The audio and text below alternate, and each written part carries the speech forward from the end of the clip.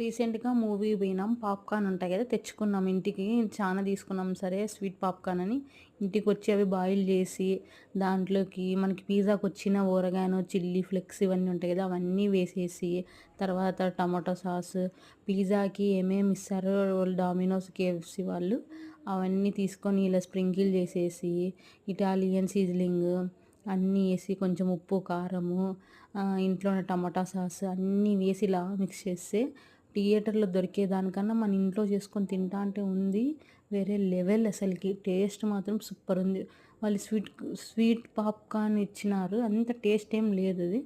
సరేలే ఎలాగైతే తినలేదు కదా అని అన్నీ ఇంటికి తీసుకొనొచ్చేసినాము. ఒక 5 ప్యాకెట్స్ అలా ఉంటాయి. ఇంటికొచ్చి కొంచెం చీజేసి అన్నీ ఏసి చేసింటే ఉంది నా సామిరంగా సూపరుంది అసలు. ఇలా మీరెప్పుడైనా ట్రై చేయండి. తీసకపోతే మీకు తినబుద్ధి కాకపోతే పడేయొద్దండి.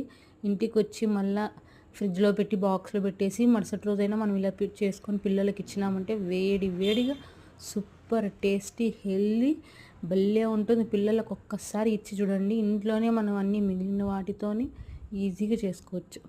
నచ్చలేదని చెప్పేసి పడేసి వచ్చేదానికన్నా మనమే వచ్చి హెల్తీగా, టేస్టీగా చేసుకోవచ్చు. మీకు నచ్చినట్లయితే లైక్, కామెంట్ చేయండి. మీకు ఈ స్వీట్ కార్న్ ఖచ్చితంగా నచ్చుతుంది. ట్రై చేయండి. Thank you.